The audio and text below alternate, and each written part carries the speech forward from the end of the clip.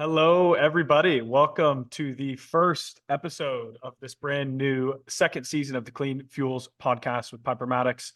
Join us every few weeks or so for a dedicated conversation with leaders in the clean tech space. I particularly help lead up here in the US our clean fuels, hydrogen sustainability markets. Piper Maddox, we're a global recruitment firm in the clean tech space, really trying to focus on a number of conversations around the hiring trends and people shaping our planet's future.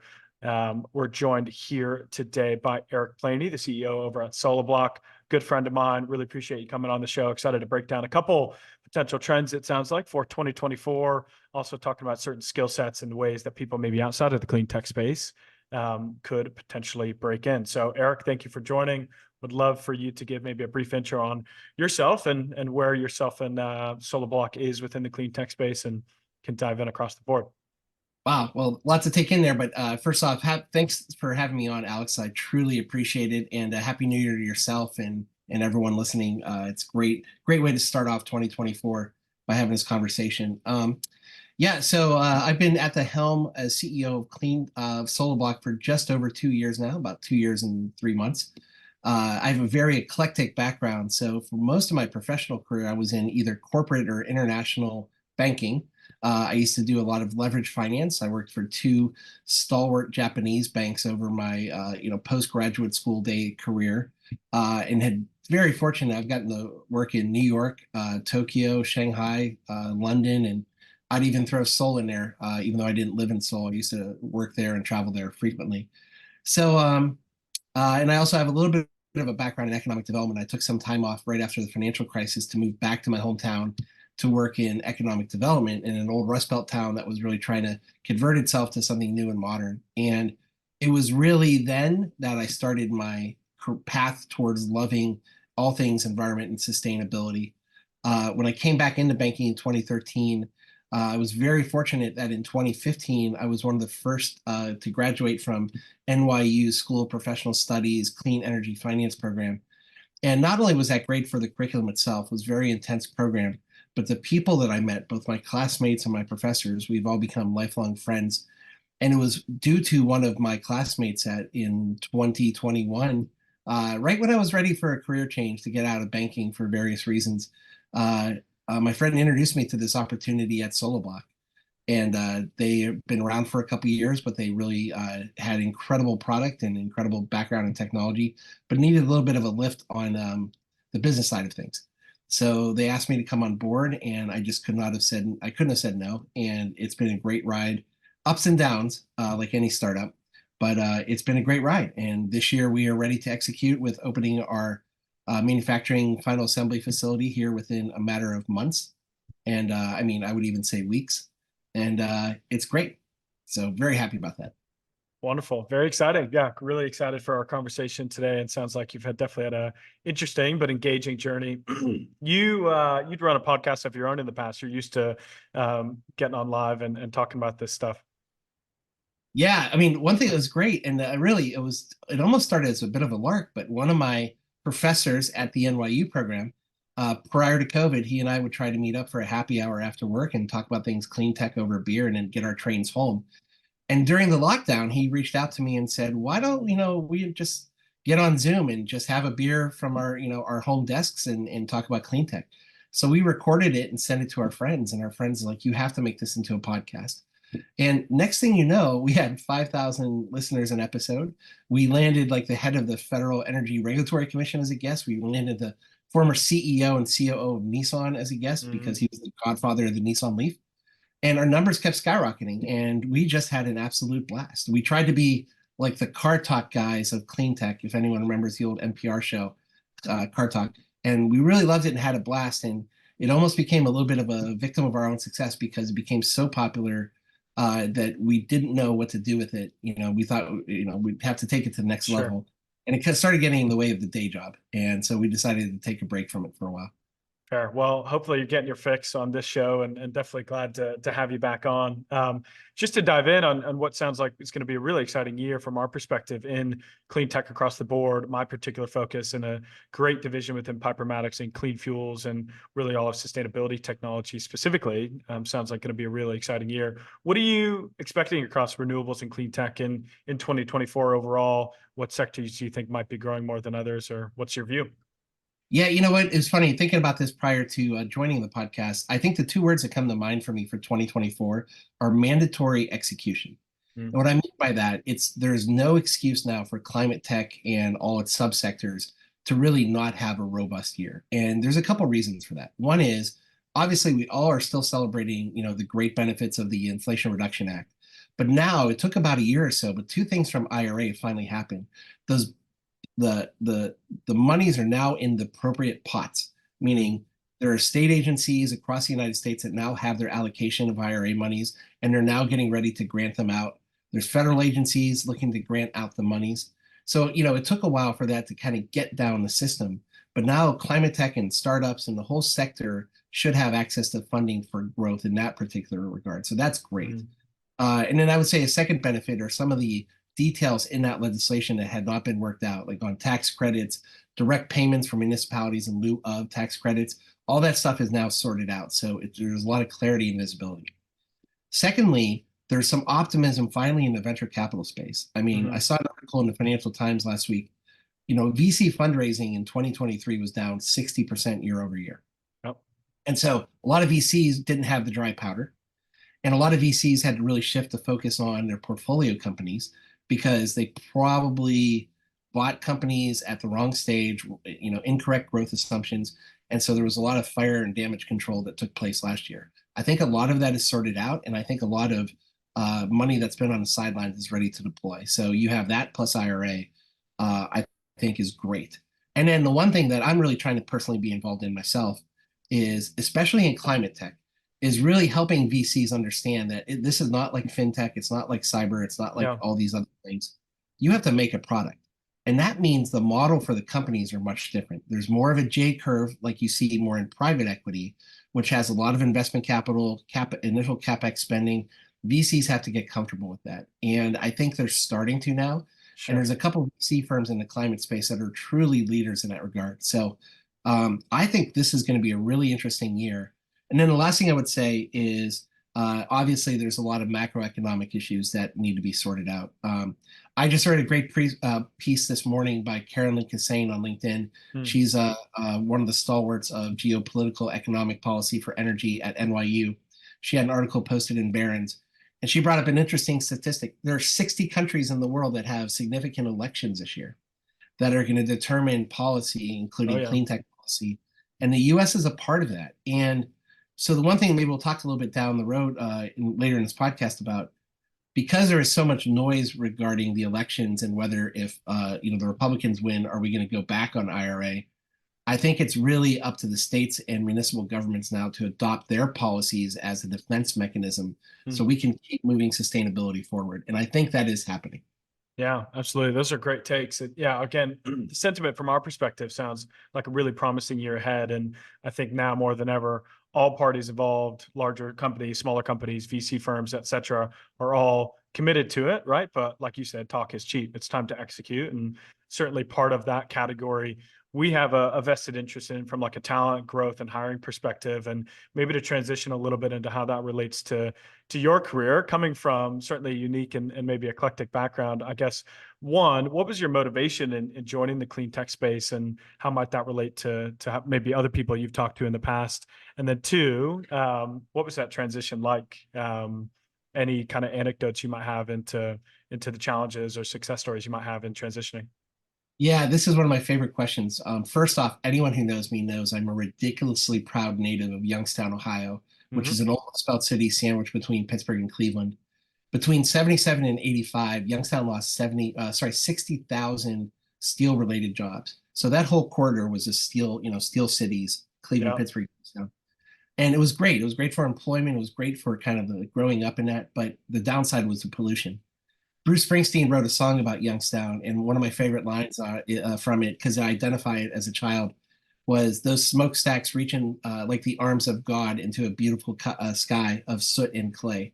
So I just saw so much pollution. Fair play. In Cleveland, just north of where I grew up, it's notorious for the river actually catching fire from all the oil deposits. And actually, to this day, you can go to Great Lakes Brewery in Cleveland and get a Burning River ale. So I was around pollution and the And after effects of it. And then when I worked in China for Bank Tokyo Mitsubishi, now MUFG, there were days that I flew to the satellite cities like Tianjin, et cetera. You get off the airplane, one of those old school stairway ramps outside, and everybody on the ramp is coughing because of all the diesel fumes, the unregulated diesel that's in the air and the construction powders and all the pollution. And I just knew that we had to take care of this planet, and I know we were heading on the precipice. So sustainability has just always been a part of my DNA. yeah. I think we need to address it yesterday. And thank God, I think most Americans now recognize that, whether you're Democrat, Republican, et cetera. Mhm. The polling shows 70% of most Americans know we got to tackle climate change. Yeah. 100%. Yeah, no excuses. And again, 2024, time to execute. I guess in your time transitioning from finance into clean tech, what were some of the challenges you maybe experienced, and how did you overcome those? We can get to maybe the successes later, but Yeah, it was funny because when I left my banking position in 2021, there was a lot of change at my financial institution I was working at. So a lot of people were leaving my group. And so when I left and said I'm going to go be a CEO of a clean tech startup, a lot of people were shocked because they're like, "How did you make that happen?" And what I tell people is it was not an overnight journey. yeah, It really did formally start in 2015 when I did the NYU program. And then even, in 2020, 2021, when I really started looking earnestly, I had almost convinced myself that I should be in a leadership role in clean tech. And one of the things I did, I took my resume and I took all those tidbits out of my job experiences and, volunteer experiences, and I took everything related to sustainability and clean yeah, tech and put that on page one of my resume. And I realized, holy cow, I actually do have a lot of experience in clean tech and sustainability when you sum up everything I have done. And so, what I tell people all the time is if you really want to make a transition, either from something like financial services yeah, or corporate America, start small and start thinking strategically. Maybe a part of it is doing some local volunteering, mentoring startup companies that are in clean tech while you're an accountant, financial engineer, somebody like that in that role. Start getting a little bit of experience that way. yeah, Start being involved in local, green regulations and laws in terms of sustainability. So start building up your credibility track record while you still have, your corporate job. mhm, And from there, you're going to be in a position, I think, to probably make that migration over to a clean tech job because you're probably going to know what you want first and foremost.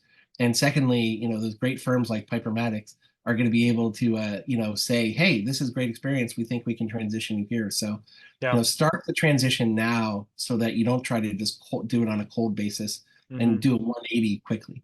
Yeah, maybe at the end of this video or in the comments of when we post this episode, we'll try to include some of those resources or startups, incubators that, like you said, might be open to um, stuff you can do in your free time to really start promoting your background for somebody maybe transitioning out of the space. And Piper Maddox has, and myself, have a pretty unique view of the market, really being able to support all types of positions, all seniorities, all verticals within the space. And there might be differences between somebody coming from a solar or battery storage background versus a clean fuels and hydrogen background, and companies being open to people with different experiences. I think in some renewable chemicals and materials manufacturing, et cetera, that maybe companies we work with, they're probably a lot more open to people that come from maybe a general manufacturing background versus somebody coming from maybe the solar and wind space. That type of industry experience probably is a little bit more direct and valuable. Do you feel any differences then in types of verticals, or even with Solablock in your current business, kind of adjacent to solar and build tech, construction tech, that might be open to people that are a little bit more industry agnostic? Yeah, one thing I really enjoy about Solablock, and I recommend people to check us out, www.solablock.com. We're kind of a hybrid product, right? Because we straddle both the construction tech world and the solar tech world. Our two founders created this ingenious product where they take a solar PV and they embed it right into a cement block, a cement masonry unit, so that whole, walls of your building could actually be solar generating assets. but there's this incredible relationship between the block and the PV we can talk about, either in another day or sometime. So for us, one thing that's really interesting, because we're raising our Series A right now, is that we're migrating towards construction tech VCs, and construction tech understands us a little bit better. And so what I like about that, what I talked about earlier in the podcast about how clean tech VCs have to understand about making a product and how to analyze and look at those types of companies, construction tech is already there. They understand it. So I would say, in terms of like your question about verticals, I do see some nuanced differences right now in hiring. I see a little bit better visibility, about obviously deploying solar and wind, et cetera. Everyone knows what the forecasting is. They have a unique set of challenges right now because of supply chain issues. You're seeing some pullback in offshore East Coast projects because of supply chain issues. But then you have like the other verticals like renewable fuels, and I kind of put those in three categories, biofuels, NRG, renewable natural gas, and RNG, sorry, and hydrogen. And I think on each of those have different nuances. And I think the big questions regarding especially green hydrogen and renewable natural gas, is there an overshoot taking place? There's a lot of investment dollars flowing there. And then my question is, will that be deployed? So there's a little less visibility on deployment and overshoot versus, wind and solar, which is very stalwart, a lot of predictability, but there's supply chain issues on deployment of the projects themselves. So everything's a little bit different right now for various reasons. Yeah, you're certainly right. Each vertical that we see, like you said, RNG, traditional clean fuel, sustainable aviation fuel versus hydrogen, some of the recent hydrogen hubs announcements at the end of last year, major investment coming from the federal government into, I think it's about 7 hydrogen hubs around the US.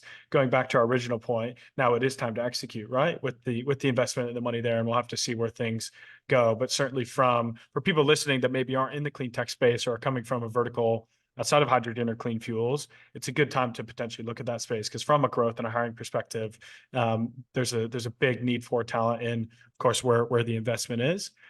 But maybe to take a step back a little bit, as far as actual skill sets go that you look for as a hiring leader in the clean tech space, for people that are already in industry or outside of, what are some of the soft skills or intangibles that you think are most important or that you particularly look for? Yeah, this one is really interesting because I've noticed over the last year or two, I've developed a cluster of friends on LinkedIn and just in a circle that all came from, very dedicated business engineering backgrounds. And they're having a sense of frustrations right now in the clean tech world, because we're also, because of IRA and all the money flowing in, we're starting to see people who may not have sustainability in their DNA coming into the sector because they see the money opportunities, they see the return opportunities. And what I worry about that is that leads to a lot of hot money chasing projects, and maybe the founders involved are, cutting corners, if you will, because they just care about growth. And the VC model up until 2022 was kind of supporting that growth at all costs, without like thinking about sustainability, both in the project and also growing a company very sustainably. I'm lucky at Solablock because we have a team in place of dedicated professionals with the right background in both masonry and solar technology as our founders. And then our team we have built kind of filled in the gaps where we needed to on a business standpoint.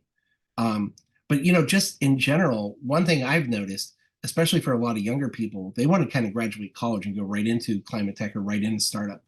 And I was speaking in my undergrad, Bowling Green, last year, and I had said to some of the students, actually go into the corporate world for a couple of years. First off, go to a very safe, stable job, pay down your student loans, live at home if you have to, build up your bank a little bit. But those skill sets that you're going to develop in accounting, marketing, finance, engineering, et cetera, are all going to be very deployable in climate tech when the time is right. And in that interim period, if you are working for a corporate where maybe you're not satisfying your climate tech goals, again, you could do volunteering on the side, or internally at your company, you could be part of the ESG and sustainability committees. So again, you can develop an internal track record. So for the very junior people out there, I would recommend get that experience, get the sense of business discipline, ethics, and focus, and that's going to pay off. And then for people in mid-career, absolutely take those experiences, use them and bring business discipline to the startup world, because climate tech needs it more than anyone. Because like I said, you've got so much, you're making a product. So everything, you have to be thinking 2-3 steps ahead. And that really takes somebody with that background, whether it's engineering, construction, et cetera. Yeah, you're totally right. I mean, there's two really large, rough buckets that you can put all talent in clean tech space into. One, really technical, strong engineering, et cetera, that kind of talent, versus commercial or project developers, et cetera, where, and especially at the leadership level, where those roles converge, that's where the absolute biggest need for talent is. And so many of the roles that Piper Maddox looks at is the liaison between a technology leader that can commercialize a product. And that commercialization aspect is where really any company pre-IPO is looking to expand on. So that's some good insight. And of course, larger companies, even traditional oil and gas divisions with renewable aspects of those businesses, or the Honeywells of the world, et cetera, are probably much better than you might find at a small to medium-sized company in expanding people's business knowledge outside of just the actual engineering, et cetera, and being able to transfer around the company. For, like you said, people coming from junior levels in their careers, that's probably a particular good place to look at. Right. It's interesting you mentioned oil and gas industry, because back when Lucas and I had our podcast, we take the position we really need the oil and gas industry to be a player and a friend to clean energy. Yep. They've got the balance sheet, they've got the assets, they got the engineering firepower, right? So a lot of people want to vilify the oil and gas for their past sins, where I say, okay, the past is the past. We need their money and we need their capital and their know-how.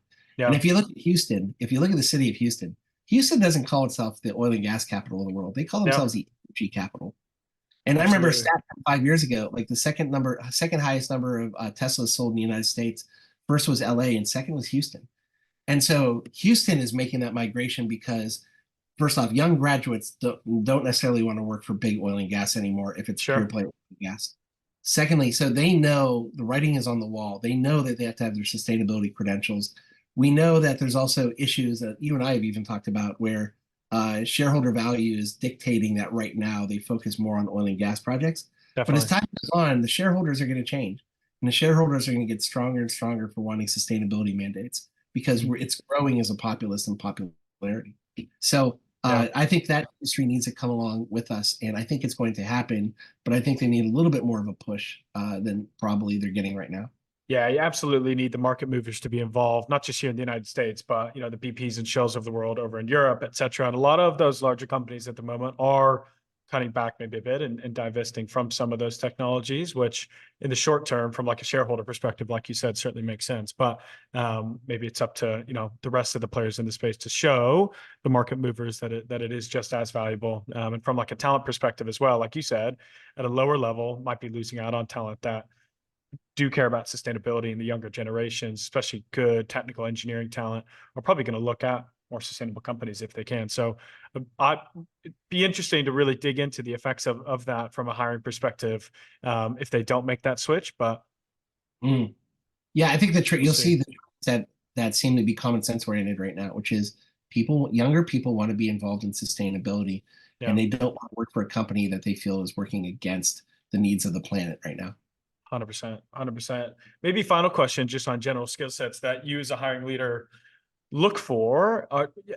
I asked kind of the soft skills maybe, but is there a certain aspect of it outside of somebody's degree, or what things can people do on LinkedIn? Or like we said, we're going to maybe look at some resources. Do you think people can look for to grow the intangibles they might have? Not maybe even necessarily to CleanTech, but just for younger people in their career. What have you seen?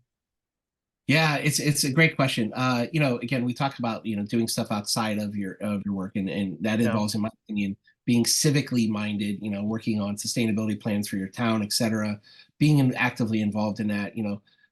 But also volunteering in the Northeast, especially. There's a great organization called CleanTech Open. They're kind of hubbed in both Boston and New York City. Great. And they're the ones that really do startup promotion, and incubation through like a series of contests. And they have a great mentoring program. I've only touched mentoring a little bit. I've done some judging there, and probably didn't do enough, quite honestly. But it was always being very busy. But again, I think about, like, in corporate America, there's so many internal ESG and sustainability mandates. Everybody has a corporate social responsibility officer internally. Just everything. I remember one organization, I knew a junior staffer who got her company to get off plastic utensils in the break room and go to biodegradable. And think about the impact of a large corporate that does that. If everyone does little things like that, that adds up. But I also think you put those little things on your resume, combine it with the skills that you're getting in your day job, Yeah, and then you're going to be able to start bridging the gap and bringing those skills and disciplines to the clean tech sector. I think absolutely. that's the way to do it. Hit it hard. 100%. Yeah, fair. Well, I think we framed well, for people maybe in the sector early in their career, maybe ways to think about breaking in. And we certainly need that talent, even people that are still in their education. Again, promoting a space and seeing if the market movers will help kind of promote that kind of talent in the future is going to be really important. Do you have any questions for myself or my view at Piper Maddox as a recruiter? Any kind of last thoughts? Yeah, let me I'll make a statement and turn it to a question really quick. Sure. But one thing we did at Solablock, especially when we were just bootstrapped, living hand to mouth on, cash burn and watching a bank account, we satisfied a lot of our needs for skilled employees, et cetera, by bringing on like just, advisors and consultants. And Hmm. a lot of these were people who were either making career transition themselves, or I'm a big fan of bringing back mothers who took time off their career to raise their children and come back into the workplace because they have Absolutely. incredible career experience, but they have a hard time breaking in. So we have several situations in that regard. Like, how do you, for clean tech startups in particular that are not ready to grow just yet, but they need Mm. good people? What are some avenues that you see to bring people in to help them then raise their money to then hire more professionals? Like, what's a way for clean tech startups to really answer human resource needs when they're a little bit bootstrapped? Yeah, that's a very good question. I think it depends on maybe what the skill set or the need is. But if you're really just looking for quote unquote informal help or part-time stuff, a great place to go to is a number of incubators around the US that always have that really strong technical talent. And in their hopes to grow as well, are usually very willing to, I guess the word would be loan out potential talent or see what kind of advisory options might be available externally. And for startups looking for that, that's a good place to start. Likewise, as well, not to maybe highlight Piper Maddox too much, but as a headhunting firm, and there's a number of others around the U.S., always have those relationships. And really, everybody I talk to, and most of the people at Piper Maddox speak with, want to understand and check if people are open to part-time or advisory options. And certainly, as the middleman, a talent broker, then we definitely can make those introductions. And if not a full-time role, then always happy to do so informally. So those are a couple of good places to start, is organizations that are committed to talent in the space. Otherwise, best tool in the world probably for any of this is just LinkedIn. People that are passionate and focused in the space, I would hope and imagine are on LinkedIn, and are using that to network, et cetera. But for a clean tech startup that's looking for any sort of part-time talent, blast that on LinkedIn, and I'm sure you'll get hundreds of people that are interested, even a pro bono, like we said at the start, for people that are trying to break into the space and getting that part-time or support experience. So Well, I got to tell you, obviously you and I have gotten to know each other over the last year, and we're both talking on some positions at Solablock, and then mm, just really kind of growing our relationship. But I've really seen a lot of great insight coming out of Piper Maddox, and so I really appreciate what you guys have done for me personally in giving me some insight, but also for Solablock, and I suspect you sure. replicate that type of insight for other companies. So hats off to you guys. Exciting times. Yeah, I'm really glad we got the time to chat and appreciate all your insight. Really excited for anybody listening for future episodes. But for us here today, that about wraps it up here on the first episode of the Clean Fuels podcast. Again, we'll be releasing new shows every few weeks or so. Tune in as we talk to exciting leaders in the clean tech space about what's going on from a hiring perspective for people trying to break in. These kind of episodes, I think, will be a great resource for you in understanding what's out there. So looking ahead, we'll be joined by a really excited leader I'm excited to announce quite soon. But for now, that's it for me. Really appreciate you coming on, Eric. And excited to continue to work with you in the future. We'll see you next time, everybody.